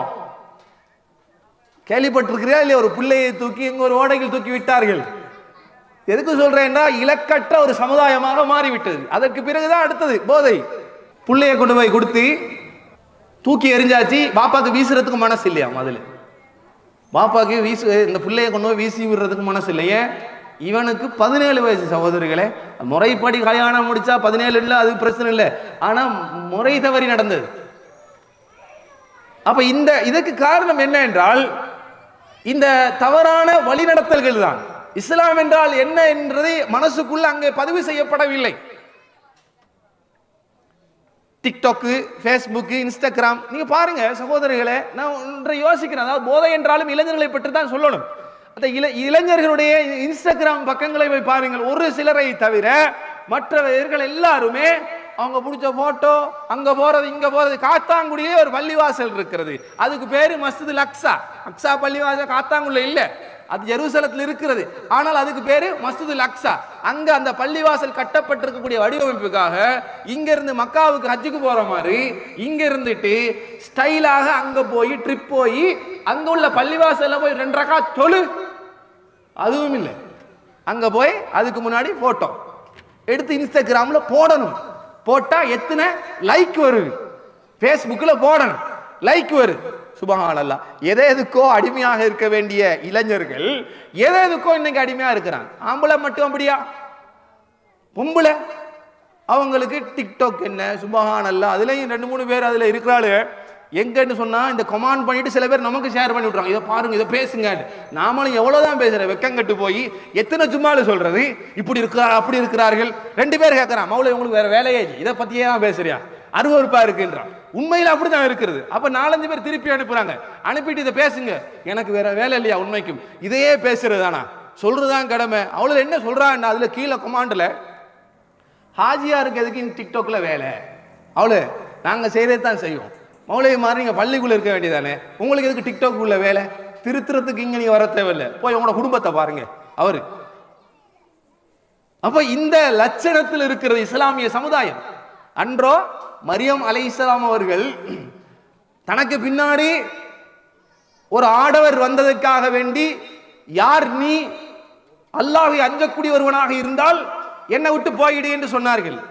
இன்றைக்கோ இந்த இளம் பெண்கள், ஏன் ஆள் அவன் தான் என்னுடைய ஆளு, அவனுக்கு நீ பார்க்க கூட சைட் அடிக்க கூடாதுங்கிற நிலை இருக்கிறது. இதெல்லாம் என்ன காரணம் என்றால், ஆணும் சரி பெண்ணும் சரி இலக்கற்ற ஒரு நிலையில் மாறி இருக்கிறார்கள். அப்ப இந்த சந்தியில நிக்கிற முதல் பிரச்சனை இஸ்லாம் சொல்கிறது, ஏற்கனவே பேசப்பட்டது போல ஹக்கு தரீக், பாதைக்குண்டான அந்த கண்ணியத்தை கொடுக்க வேண்டும். சந்தில ஏன் நிக்கணும், நான் நிப்பேன் அவர்களுக்கு அதை பேசுறேன்னு நினைக்காதீங்க. ஏன் நிக்கணும், அதுல உங்களுக்கு என்ன தேவை இருக்கிறது, இந்த ஜங்ஷன் வழியே நிக்கிறதுனால என்ன தேவை இருக்கிறது? வீட்டுக்குள்ள போயிருங்க, நண்பர் வந்திருக்காருன்னு சொல்லி பேசுங்க. தேவையில்லாத விஷயங்களை பேசுவதற்கு தான் தனிமையான இடத்தை தேடுகிறீர்கள்.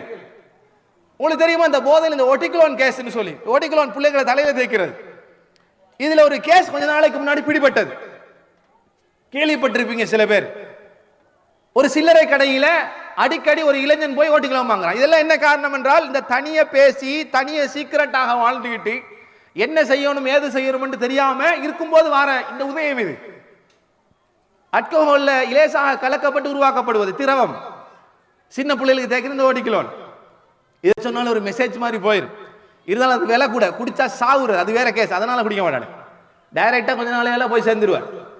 முதல்ல ஓட்டிகுலோன்ல ஒரு பாட்டில் வாங்கியிருக்காரு, உமா வாங்கிட்டு வர சொன்னாண்டு வாங்கிட்டு போய் முடியுது. எத்தனை நாள் ஓட்டிகுலோன் இருக்கும் பாவனை, சின்ன பாட்டில் வந்து ஒரு 15 நாள் 1 மாசம் வரையும் பாவிக்கலாம் பூசுவதை பொறுத்து.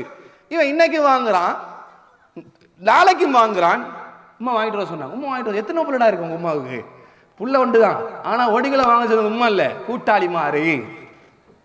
இந்த ஓட்டிகுலோன்ல இருக்கக்கூடிய ஆல்கஹால் மிக்ஸ் ஆனதுனால, அதுல உள்ள போதையினால இவங்க என்ன செய்யறாங்கன்னு சொன்னா, ஓட்டிகுலோனை குடிக்கிறானு, போதைக்காக இந்த ஓட்டிகுலோனை குடித்திருக்கிறார்கள்.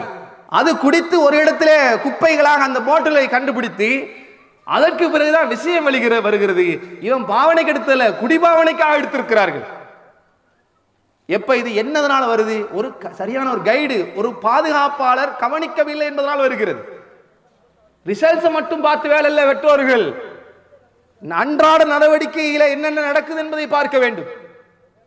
இல்லைன்னா இந்த நிலைதான் வரும். இஸ்லாமிய வரலாற்று செய்தியை சகோதரர்களே பாருங்கள், இஸ்லாம் நீங்க நினைக்கிறீங்க இந்த உலகத்தில் அல்லாஹு தாலா படைச்சு விட்டான் நாம இஷ்டத்துக்கு வாழலாம்னு நினைக்காதீங்க. அல்லாஹு ரப்புல் ஆலமீன் திருமறை குர்ஆனிலே பல வரலாற்று செய்திகளை சொல்லுகிறான். அந்த வரலாற்று செய்திகளிலே இப்ராஹிம் அலைஹிஸ்ஸலாம் அவர்களுடைய இளமை பருவத்தை பாருங்கள். இந்த வரலாற்றை உண்மை என நம்பி உறுதியாக மனதுக்குள் எடுத்திருந்தாலே இந்த போதைக்கு பின்னால் இந்த சமுதாயம் சீரழிந்திருக்காது. நபி அவர்கள் சொன்ன வார்த்தைகளையும் வரிகளையும் உண்மை என்று நம்பி தன் வாழ்க்கை நபியின் வாழ்வை போன்றுதான் இருக்கும் என்று நினைத்திருந்தால் தன் வாழ்க்கை இந்த போதைக்கு பின்னால் போகாது. இந்த ஐஸோ மாவாவோ என்ன எலவோ இதற்கு பின்னால் போகாது. சமுதாயம் சீர்பெற்றிருக்கும். இப்ராஹிம் அலைஹிஸ்ஸலாம் அவர்கள் பாருங்க, இப்ராஹிம் அலைஹிஸ்ஸலாம் அவர்கள் தனி மனிதர். இப்ராஹிம் என்ற பெயரை கேட்ட உடனே உள்ளத்துக்குள்ள என்ன வரும்? சலிப்பு தான் வரும். ஏன்? அவர் இப்ராஹிம்னா நம்ம இப்ராஹிம் என்ன அந்த இடத்துல ஒரு சில்லறை கடை வச்சிருக்காரு இப்ராஹிம், அவருக்கு தான் அந்த இப்ராஹிம்னு பேரே இருக்கு. இப்ப இப்ராஹிம் அந்த பேரை ஏன் சொல்றீங்க? அது ஒரு பழைய வரலாறு என்று நீங்க நினைக்கிறீங்க. ஆனா அல்லாஹ் ரப்புல் ஆலமீன் திருக்குர்ஆனிலே மறுமை வரை ஓதப்பட வேண்டும் என்பதற்காக வேண்டித்தான் இந்த இப்ராஹிம் அலைஹிஸ்ஸலாம் வரலாற்றை அல்லாஹ் பதிவு செய்திருக்கிறான். ஓது, படி, இந்த வரலாற்றை தெரிந்து கொள். இப்ராஹிம் ஒரு இளைஞராக இருந்தார், ஆனால் அவர் ஒரு பெரும் சமுதாயத்துக்கு ஒரு சவாலாக நின்றார். ஒரு பெரும் கூட்டம் நடத்துகின்ற வேலையை, பல சமுதாயம் செய்கிற வேலையை ஒரு தனி மனிதனாக இளைஞனாக இருந்து செய்து காட்டினார் இப்ராஹிம் அலைஹிஸ்ஸலாம். அல்லாஹ் ரப்புல் ஆலமீன் சொல்றானே, வரலாறு கேட்கலையா? படிச்சிருப்பீங்களே. சரி, இதுலதான் கேட்கலாம். இந்த பாட்டிலே அது நாகுரடிவா சொல்லிட்டாரே, ஹஜ் பெருநாள் வந்த சரித்திரம் கேளுங்கள், நபி இப்ராஹிம் செய்த தியாகத்தை கொஞ்சம் பாருங்கள். என்ன தியாகம் செய்தார்? அவருடைய தியாக வாழ்க்கையை பற்றி அல்லாஹு தாலா சொல்ற வரிகளை கொஞ்சம் உணர்வுடன் யோசியுங்கள் சகோதரர்களே. ஒரு முறை இதுக்கு தௌஹீத் வேறுபாடு இல்ல, தப்லீக் வேறுபாடு கிடையாது, எந்த ஜமாத் வேறுபாடும் கிடையாது. இப்ராஹிம் அலைஹிஸ்ஸலாம் அவர்களை பற்றி அல்லாஹ் சொல்லுவது அல் குர்ஆனில் தான் சொல்லுகிறான். இப்ராஹிம் அலைஹிஸ்ஸலாம் அவர்கள் ஒரு இளைஞர். அவர் என்ன பார்க்கிறார்? எவ்வளவு மூளையை எதற்காக செலவழிச்சார்னு பாருங்க. முதல்ல அல்லாஹ்வை பற்றிலாம் நேரடியா நம்பவில்லை, ஆனா இந்த உலகத்தை படைச்சது ஒருவனாகத்தான் இருக்க முடியும் என்று நம்பினார். அந்த குடும்பத்திலேயே தன்னுடைய தந்தை ஆசர் சிலைகளை உருவாக்கக்கூடியவராக இருந்தார், சிலை வழிபாடு செய்பவராக இருந்தார். ஆனா அவருக்கு இது பிடிக்கல. இது என்ன, இந்த விக்கிரகங்கள் எல்லாம் உண்மை இல்லையே என்று அவர் நினைத்தார். இப்ராஹிம் அலைஹிஸ்ஸலாம் அன்று தன்னுடைய சமூகத்தை திருத்துவதற்காக அவர் பார்த்தாரு, இதனடா இதுக்கு சக்தியே கிடையாது, இது உருவாக்கப்படுகிறது. இதைவிட இந்த பகல் முழுக்க வெளிச்சம் தருகிற இந்த சூரியன் தானே உண்மையான இறைவனாக இருக்க முடியும், சூரிய தேவன், சூரிய பகவான், இதுதான் சரியாக இருக்கும் என்று மக்களை எல்லாம் கூட்டி வைக்கிற நேரத்தில் அவர் நடிக்கிறார்னா சொல்றார், இதான் சூரியன் தான் உண்மையா இருக்கும், எல்லாத்துக்கும் பகலுக்கு வெளிச்சம் தருது. மாலை நேரமானா சூரியன் மறைகிறது. எவ்வளவு ஹிக்மத்தாக அந்த சமுதாயத்துக்கு இளைஞராக இருந்த இப்ராஹிம் அலைஹிஸ்ஸலாம் பாடம் நடத்தினார். ஆனா இன்னைக்கு இளைஞரோ அவனுடைய லெவலே வேற. அவன் பள்ளியும் இல்லை, மார்க்கவும் இல்லை. சகோதரர்களே, ஜும்மாவுக்கு கடைசியா வாரான், ஸ்டார்டிங்ல ஓடுறான். மௌலவி என்ன பேசுறாருன்னு தெரியாது, என்ன செய்யணும்னு தெரியாது, சலாம் எப்படி கொடுக்கணும்னு தெரியாது. ஒரு சலாம் இங்க, இன்னொரு சலாம் வீட்டுல சோத்துப்பிங்கல இருக்கு. முந்தியாது அப்படி, இப்ப அதுவும் இல்லை. சும்மா பள்ளி முடிஞ்சதுக்கு பின்னாடியும் ரோட்ல உட்கார்ந்துக்கிட்டு அசர் வரங்காட்டியும் பேசுறான். என்னடா பேசுறான்? இந்த அனுரகுமாருடைய ஆட்சியில இது இருக்கிறது, இவருடைய ஆட்சியில இது இருக்கிறது, இது நடந்துச்சு, நாம ஒரு நல்ல ஒரு சிந்தனையை கொடுக்கணும்டா, அப்படியா பேசுறான்? எதுவும் சம்பந்தம் இல்லாத ஒன்றை என்ன செய்ய பேசிக்கிட்டு இருக்கா சகோதரிகளே. இப்ராஹிம் அலைஹிஸ்ஸலாம் அவர்கள் சூரியனை பார்த்து சொன்னார், இதுதான் கடவுள் என்று. மகரிபானோன்னு சூரியன் மறைகிறது. ஆஹா, சூரியன் மறைகிறது, எனவே மறைபவன் என் இறைவன் அல்ல என்றார். மக்களும் பார்த்துக்கிட்டு இருந்தார், என்னமோ சொல்றான் இப்ராஹிம், சூரியனை கடவுள் என்கிறார், மறைகிறது, அதனால் அது பலகீனமானது, இறைவன் இல்லை என்கிறார். இரவுல சந்திரனை பார்க்கிறார். சந்திரனை பார்த்தபோது சந்திரன் தெரிகிறது. இரவிலே ஒளி தருகிற சந்திரன் தான் சந்திர தேவன், இதுதான் கடவுள், இதுதான் எங்களை பாதுகாக்கக்கூடியது, இந்த விக்கிரகங்களோ இந்த சூரியனோ அல்ல என்றார். மக்கள் எல்லாம் பார்க்கிறாங்க, சரி இருக்கும் போல. காலையில ஆனா அதே நேரத்தில் நட்சத்திரத்தையும் பார்த்து சொன்னார், இரவுல மின்மினு என்று அழகாக இருக்கிறது, இதுவும் தான் கடவுள் என்று சொன்னார். காலையில வந்த உடனே சந்திரனும் மறைகிறது, நட்சத்திரமும் போகிறது, எனவே அதுவும் கடவுள் அல்ல. மக்கள் எல்லாம் பார்த்திருக்கும் போது இளைஞராக இருந்த இப்ராஹிம் அலைஹிஸ்ஸலாம் சொன்னார்கள், இந்த விக்கிரகங்களோ மறையும் சூரியனோ காலையில் மறையும் சந்திரனோ நட்சத்திரனோ கடவுள் கிடையாது. இவற்றையெல்லாம் படைத்த எல்லாம் வல்ல ஒரு இறைவன் தான் இறைவனாக இருக்க முடியும், அவனே தேவன், அவனை மட்டுமே நான் வணங்குகிறேன். என்னுடைய வணக்கம், என்னுடைய அறுத்து பலியிடுதல்கள் அனைத்துமே அல்லாஹ்வுக்காக வேண்டி இருக்கும், நான் இணை வைத்தவனாக இருப்பதில்லை என்று, நான் முஸ்லீமாக அல்லாஹ்வுக்கு சரணடைகிறேன் என்று சொன்னார்கள் இளைஞராக இருந்த இப்ராஹிம் அலைஹிஸ்ஸலாம் அவர்கள். அல்லாஹ்வை பற்றியும் அல்லாஹ்வின் புரிதலை பற்றியும் மக்களுக்கு சொன்னார்கள். அதையா இந்த சந்தியில பேசுறீங்க சகோதரர்களே? அதையா பேசுகிறீர்கள்? பிறகு பார்த்தாங்க, ஒரு சந்தர்ப்பத்தை எதிர்பார்த்தாங்க. தன் சமுதாயத்தை மூட நம்பிக்கையிலிருந்து ஒழிக்க வேண்டும் என்று நினைத்தார்கள். இப்ராஹிமே, பக்கத்து ஊர்ல ஒரு திருவிழா இருக்குது, வாரியான்னு கேட்டாங்க.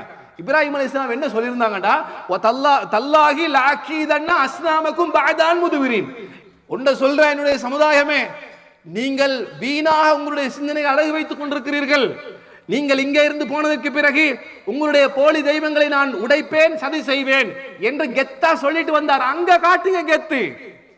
ஜிம்முக்கு போகிற போது இஸ்லாத்தை நான் பிரச்சாரம் செய்வேன், மார்க்கத்தை நான் சொல்லுவேன், அல்லாஹ் ஒருவன் என்று உரக்க சொல்லுவேன், அல்லாஹ் ஒருவனை தவிர வேற எதுவும் உண்மை கிடையாது, மார்க்கம் இஸ்லாம் தான் சாந்தியை தரும், அது தீவிரவாத மார்க்கம் அல்ல, மக்களுக்கு சாந்தியை தருகிற ஒரு மார்க்கம், உன்னதமான உயர்ந்த மார்க்கம் என்று நான் சொல்லுவேன் என்று முடிவெடுங்கள்.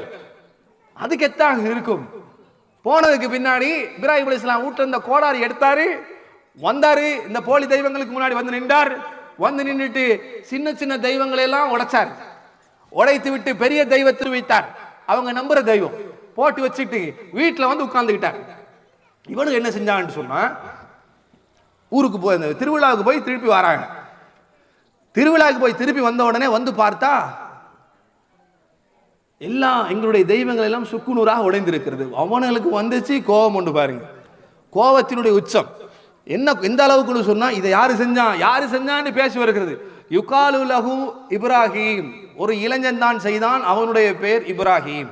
அவன் தான் சொல்லி இருந்தான் ஏற்கனவே இப்படி செய்யறேன். எப்படின்னு பாருங்களேன், சொன்னா செய்வேன் என்று சொல்லி காத்திருந்து அந்த இடத்துல சொன்னார், செய்து காட்டினார். இப்ராஹிமா, நீங்களா முடிவெடுக்காதீங்க, இப்ராஹிமை கூட்டிட்டு வாங்க என்று சொல்லி இப்ராஹிம் அலைஹிஸ்ஸலாம் அவர்கள் அழைத்து வரப்படுகிறார். ஊட்டதான் இருந்தார். இந்த போலீஸுக்கு மறைஞ்சு வாழ்றது, தவறான காரியத்தை செய்துவிட்டு ஒளிந்து வாழ்கிற இளைஞர்களுக்கு மத்தியிலே சகோதரர்களே, நன்மை செய்தால் நல்லது செய்தால் எவனுக்கும் மறைந்தோ ஒளிந்தோ வாழ வேண்டும் என்ற எந்த அவசியம் இல்லை, வெளிப்படையாகவே நிற்கலாம். இப்ராஹிம் அலைஹிஸ்ஸலாம் அவர்கள் அழைத்து வரப்படுகிறார்கள். தைரியமாக முன்னுக்கு வந்து நிற்கிறார். இப்ராஹிம் அலைஹிஸ்ஸலாம் கிட்ட கேக்குறாங்க, அன்த ஃபஅல்த ஹாதா பிஆலிஹத்தினா யா இப்ராஹிம். இப்ராஹிமே, மக்கள் எல்லாம் சொல்லுகிறார்கள், நீதான் எங்களுடைய இந்த தெய்வங்களுக்கு சதி செய்தா என்று, நீதான் இப்படி செய்தாயா இப்ராஹிமே என்று கேட்டார்கள். இப்ராஹிம் சொன்னாங்க, காலுபாலா. அவன் சமுதாயத்தை மடையனாக்க இப்ராஹிம் அலைஹிஸ்ஸலாம் பார்த்தார். ஏன்னா மடமையில தான் மௌட்டிக சிந்தனையில் போலி தெய்வங்களை வணங்கி கொண்டிருக்கிறார்கள். இதை தடுப்பதற்கு என்ன செய்யலாம் நினைச்சாங்கடா, கேக்குறியா கேளு. காலுபால, நான் செய்யலையே, நீங்க உங்கள் தெய்வங்கள் செவிமடுக்கும் என்றுதானே நீங்கள் வணங்கி கொண்டிருக்கிறீர்கள், எனவே உடைச்சது இந்த சின்ன சின்ன சிலை தானே, பெரிய தெய்வத்திடத்துல கேளுங்கள். உடைச்சது யாரு? சிசிடி கேமரா மாதிரி தானே பார்த்துட்டு இருந்திருக்கும். உடைக்கும் போது கூட ஒண்ணுமே பண்ண முடியல மற்ற போலிகளுக்கு. அப்போ இந்த இடத்துல இப்ராஹிம் அலைஹிஸ்ஸலாம் கேட்ட உடனே அவனை திருப்பி கேட்டான், இப்ராஹிமே, உனக்கு மூளை இல்லையா? இப்ராஹிமே, அறிவில்லையா? அது தெய்வம், அந்த தெய்வம் பேசாது கேட்காது தானே, அதுகிட்ட போய் கேளுன்னு சொல்றியே. இப்ராஹிம் அலைஹிஸ்ஸலாம் அவர்கள் வாதத்தில் சிறந்தவர். திருப்பி கேட்டார்கள், எனக்கு மூளை இல்லையா? உங்களுக்கு கேடு உண்டாகட்டும். பேசாது கேட்காது என்று செய்கிற வணங்குகிற இருக்கிற நிலையில் உள்ள ஒரு கல்லை போய் வணங்குகிறீர்களே, உங்களுக்கு மூளை இல்லையா? அகிலத்தின் இறைவனை அல்லாஹ்வை வணங்குங்கள் என்ற தோரணையில் அந்த பதிலை சொல்லிடுறாங்க. சமுதாயம் தலை குனிந்தது. கோபத்தில் என்ன செஞ்சாங்கன்னு சொன்னா, நெருப்பை மூட்டுங்கள், உங்கள் கடவுளுக்கு உதவி செய்வதாக இருந்தால் இந்த இப்ராஹிமை தூக்கி நெருப்பிலே போடுங்கள் என்றார்கள். சகோதரர்களே, அல்லாஹு தஆலா எவ்வளவு சோதனைகளை இப்ராஹிம் அலைஹிஸ்ஸலாமுக்கு கொடுத்தார். இப்ராஹிம் அலைஹிஸ்ஸலாம் தைரியமாக நின்றார், அல்லாஹ் என்னை பாதுகாப்பான்னு சொல்லி. தூக்கி நெருப்புல போடும்போது சொன்னார், ஹஸ்பி அல்லாஹ் வ நிஅமல் வக்கீல். ரசூலுல்லாஹ் சொல்றாங்க, இப்ராஹிம் அலைஹிஸ்ஸலாம் அவர்களை நெருப்பிலே தூக்கி போடும்போது அவர்கள் சொன்னார்கள், பாதுகாவலருக்கு எல்லாம் சிறந்த பாதுகாவலர் அல்லாஹ் தஆலா, அவன் என்னை பாதுகாப்பான். நெருப்புல போடும்போது அன்புள்ள இளைஞர்களே, சமுதாயமே ஒன்றை தெரிந்து கொள்ள, அல்லாஹ்வுக்காக வேண்டி ஒருவன் இறங்கிவிட்டால் அல்லாஹ் ரப்புல் ஆலமீன் உலகத்தில் எதை படைத்திருந்தாலும் தனக்காக மாற்றுவான், தன்னுடைய அடிமைக்காக மாற்றுவான் என்பதற்கு இப்ராஹிம் அலைஹிஸ்ஸலாம் ஒரு சிறந்த எடுத்துக்காட்டு. நெருப்புல தூக்கி போட்ட உடனே எனக்கான என் அடியான் இப்ராஹிமை பார்த்து அல்லாஹ் தஆலா சொல்றான், நெருப்பே குல் யானார், நெருப்பே கூனி பர்தம் வ சலாம் அலா இப்ராஹிம், இப்ராஹிமுக்கு சுகமாகவும் சுடாத மென்மையாகவும் நீ மாற வேண்டும். நீ சுட வேண்டும் என்றுதான் நான் உன்னை படைத்திருக்கிறேன். உன் விதி என்னவோ சுட வேண்டும், எரிக்க வேண்டும். ஆனால் என் அடியார் இப்ராஹிமை நீங்கள் சுடக்கூடாது. இப்ராஹிமுக்கு மெத்தை போன்று பஞ்சாக சாந்தியாக நீங்கள் இருக்க வேண்டும் என்று அல்லாஹு தஆலா நெருப்பையே மாற்றினான். ஆனா இன்னைக்கு நம்ம இளைஞர்கள் என்னென்ன பிளான், ஊர்ல இல்லாத டைமை பார்த்து இப்ராஹிம் நபி போலி தெய்வத்துக்கு பாடம் புகட்ட நினைத்தார். ஊர்ல வாப்ப இல்லாத டைம் பார்த்து இவன் லவ் லெட்டர் கொடுக்க போறான், போன்ல கால் பண்ண போறான். சகோதரர்களே, நான் ஜோக்காக சொன்னாலும் நீங்கள் உங்கள் நிலைமைகளை யோசிச்சு பாருங்களேன், உங்கள் எதிர்காலத்தை யோசிச்சு பாருங்கள். ஏதேதோ பத்து படித்து வளர்த்து உருவாக்கிய தன்னுடைய பெற்றோர்களை மறந்துட்டு வேற எங்கோ போயிடுறான். இதனுடைய நினைவினுடைய இறுதி பகுதி என்ன? எதுல போய் முடிக்கிறது? இந்த மாத்திரைகளை பயன்படுத்துவதும் இந்த போதைகளை பயன்படுத்துவதும். சகோதரர்கள், அதுல என்ன பிரயோஜனம்? அதுல என்ன கிடைக்கிறது? பணத்தை சேர்த்து அந்த போதையில் கிடைக்கிற இன்பத்தை விட தன் குடும்பத்தாருடன் வெளிநாட்டுக்கு ஒரு அழகான சுற்றுலா பயணம் போகலாம், தன் குடும்பத்தாருடன் தன் மனைவியுடன் அழகான இடத்துக்கு போகலாம். அல்லாஹ் சொல்றானே, போய் பார், என் படைப்பை பற்றி பார். அல்லாஹ் சொல்றானே, இந்த காசை கொடுத்து வீணடித்துக் கொண்டு தன்னுடைய வாழ்க்கையும் அழித்துக் கொண்டிருப்பதை விட இதுக்காக போகலாமே சகோதரர்களே. எனவே திசை அறியாமல் இடம் மாறக்கூடிய, தன்னுடைய நிலை மாறக்கூடிய இந்த போதை தடுக்கப்பட வேண்டும். அது இளைஞர்கள் சமுதாயத்துக்கு போகுது. அடிப்படை காரணங்கள் ஒன்று, பெற்றோர்கள் பாதுகாக்கவில்லை. பாப்பமாறு பீடி அடிக்கக்கூடிய பெற்றோர்கள். இப்ப நான் பேசக்குள்ள என்ன வச்சு, அப்பா அவர் பெரிய பெரிய போதைகளை பற்றி தான் சொல்லுகிறார். சின்ன சின்ன ரகங்கள் இருக்கிறது, அதை பத்தி பேசல. அரசாங்கம் கையில் எடுத்திருக்கிறது இந்த போதை ஒழிப்போம், நாட்டை ஒன்றுபடுத்துவோம் என்று கையில் எடுத்திருக்கிற ஒரு சிறந்த விடயம். இதற்கு முன்னால் இருந்தவர்கள் எல்லாம் செய்யாத விடய சொல்லியிருக்கிறாங்க, ஆனா முறைப்படி அமுல்படுத்தாத விடயத்தை இப்போது இந்த அரசாங்கம் செய்கிறது சிறந்தது. அது ஒழிக்கப்பட வேண்டிய ஒரு பாரதூரமான ஒரு போதையை இந்த அரசாங்கம் கையில் எடுத்திருக்கிறது. ஆனா அரசாங்கம் ஒழிக்கிறது. நாம் இன்னொரு வேண்டுகோள் என்ன சொல்கிறோம் என்றால், இந்த ஐஸ் மட்டும்தான் இந்த சமுதாயத்தை, இந்த நாட்டில் உள்ளவர்களை கெடுத்து குட்டிச்சோரா மாத்துதா, அல்லது இந்த புகையிலை, இந்த மற்ற அனுமதிக்கப்பட்டு வர மது, சாராயம், இது நாட்டில் உள்ளவனை கெடுத்து குட்டிச்சோரா வரலையா? அப்போ வேறு எந்த ஒரு அரசாங்கமும் ஏற்கனவே செய்யாத ஒரு தீவிரம் இந்த போதை ஒழிப்பு விஷயத்தில் இந்த அரசாங்கம் செய்கிறது. நல்லது, சிறந்தது, வரவேற்கணும். ஆனால் அரசாங்கத்துக்கு வருமானம் வருகிறது என்பதற்காக வேண்டி மக்களுக்கு கேடு விளைவிக்கக்கூடிய சில விஷயத்தையும் நிறுத்துவது சிறந்தது என்று நாங்கள் வேண்டுகின்றோம். என்னது? இந்த புகைத்தல், இது அனுமதிக்கப்பட்ட முறையில் வருது, அது ஒரு போதை தான். மக்களுக்கு இடையூறு, மூளை குழப்புகிறது, சிந்தனையை குழப்புகிறது என்பதற்காக ஐசி, ஹெராயின், இந்த கஞ்சா எல்லாம் பிடிக்கும் அதே அரசாங்கம் இதையும் சேர்த்து நிறுத்தினால் என்ன? இந்த மதுபானத்தை அடிச்சுக்கிட்டு முட்டிக்கிட்டு ரோட்ல சாகுறான், மதுபானத்தை குடித்து விட்டு வாகனம் சாராயம் குடிச்சு ஓட்டு இருக்கான இல்லையான்னு அரசாங்கம் பார்க்கிறது. பேசாம மதுபானத்தை நிறுத்திவிட்டால், இந்த புகைத்தலை நிறுத்திவிட்டால், இதையும் அழித்து விட்டால் என்னவாகும்? இது நாடு இன்னும் சுத்தமாக வருமே. அப்ப இது ஒரு முக்கியமான விஷயம். அதனால் இறுதியாக என்ன சொல்கிறேன் என்று சொன்னால், இந்த போதை என்பது இந்த சமுதாயத்துக்கும் கேடு, இந்த நாட்டுக்கும் கேடு, இந்த உலகத்துக்கும் கேடு. அது என்ன வகை போதையாக இருந்தாலும் சரி. முஸ்லிம்கள் இளைஞர்களுக்கு ஒன்றை சொல்லுகிறேன், இதோ வந்து விட்டார், கொஞ்சம் வெயிட் பண்ணுங்க. யாரு? மலக்குல் மவுத் காத்து கொண்டிருக்கிறார். அல்லாஹ் சொன்ன அந்த நிமிடத்திற்காக காத்து கொண்டிருக்கிறார். இந்த வாழ்க்கை வெறுமனே போலியானது, நிரந்தரமானது கிடையாது. அந்த மலக்குல் மவுத் என்றைக்கு உங்கள் உயிரை எடுக்க சொல்லி அல்லாஹ் சொல்றானோ அந்த நிமிடம் உங்கள் உயிர் பறிக்கப்பட்டு விடும். உங்கள் உயிர் உங்களை விட்டு போயிடும். அது நீங்க விபத்துக்குள்ளாகி இறக்கலாம், போதையாக இருக்கும் நிலையில் இருக்கலாம். போதையாக இருக்கும் போது ரசூலுல்லாஹ் சொன்னாங்க முஸ்லிமே இல்லை என்று. அந்த நிலையில் இறக்கலாம். அல்லாஹ் தஆலா பாதுகாக்க வேண்டும். அதனால் இருக்கிற காலத்தில் அல்லாஹ் தந்த வாழ்க்கையை முறைப்படி அல்லாஹ் சொன்ன அடிப்படையிலே நபி தோழர்களை போன்று வாழ்வதற்கு முயற்சிக்க வேண்டும்.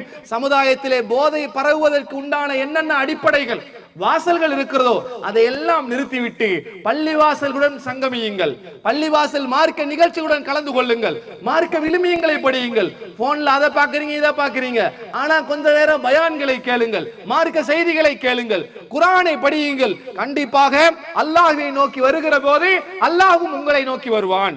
அல்லாஹ்வை விரும்புகிற போது அல்லாஹ்வும் விரும்புகிறான். இறுதியாக நபி அவர்கள் சொன்னார்கள், எந்த சமுதாயம் தன்னை தானே திருத்திக் கொள்ளாத வரைக்கும், மாற்றிக்கொள்ளாத வரைக்கும் அல்லாஹ் மாற்றப் போவதில்லை என்றார்கள். அதனால் இளைஞர்களே, ஒரு குறிப்பிட்ட காலம் உங்கள் முயற்சி எடுங்கள், மார்க்கத்திற்காக உங்கள் மனங்களை மாற்றுங்கள், மறுமைக்காக மாற்றுங்கள். தவறான தேவையில்லாத கெட்ட பழக்கத்தின் பக்கம் ஷைத்தான் அழைத்தாலும் அஊது பில்லாஹி மினஷ் ஷைத்தானிர் ரஜீம், ஷைத்தானை விட்டு நான் பாதுகாப்பு தேடுகிறேன்.